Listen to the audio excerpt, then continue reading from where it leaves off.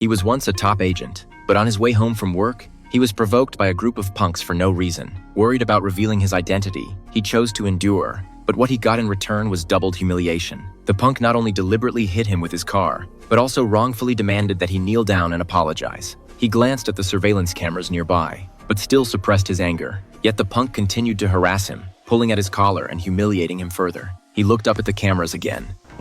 In the end, he desperately restrained his inner fury. 제가 사과드리겠습니다. 사과해줄게. 이걸로 퉁치자.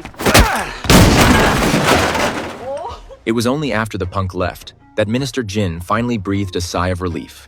He could not leave any unusual traces under the surveillance of the whole city. With the slightest misstep, his quiet life in hiding would come to an end. He was originally a defector from North Korea, later recruited by the South Korean intelligence agency. He had been a double agent 5 times, carried out 17 secret missions infiltrating North Korea, and even led an assassination operation against the supreme leader of North Korea. After that, he took the commander hostage to force his retirement. Multiple countries were tracking him, and if they found out he was still alive, it would lead to a tragedy that could spark a diplomatic crisis. Now he showed not a shred of an agent's sharpness. Living under a false identity, he worked as an ordinary minister at a bank. His wife had passed away years ago, and his daughter Minji, who was in her 2nd year of high school, was his whole world. But despite his daily care for her, he gradually became estranged from his teenage daughter. To bridge the gap, he spent a lot of money, with help from a female colleague, to buy a trendy t-shirt for young people. But when he got home, he found his daughter was gloomy. 앞으로 아빠 옷이랑 내 옷이랑 같이 빨지 봐.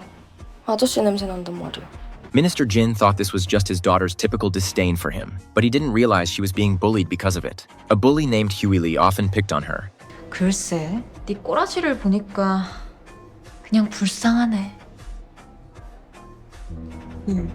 Before gym class, Huey Lee even deliberately threw her sportswear into the trash can. A boy named Kim Nam-hoon couldn't bear to watch, and lent her his sports jacket. Then Minji hurried off to class. 김남은? 남은이가 바지는 안 빌려줬어?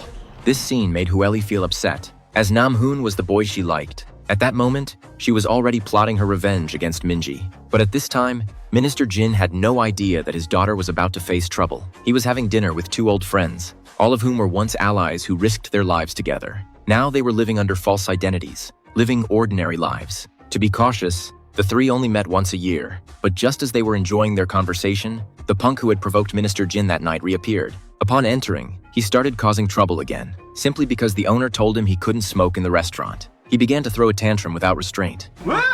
여기 테라스 아이가? 왜 꺼야 되는데?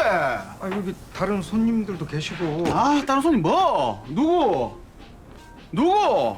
The punk's gaze happened to meet Minister Jin's. Still, Minister Jin chose to turn away, but his old friend Jin Jiok stood his ground, staring intently at the punk.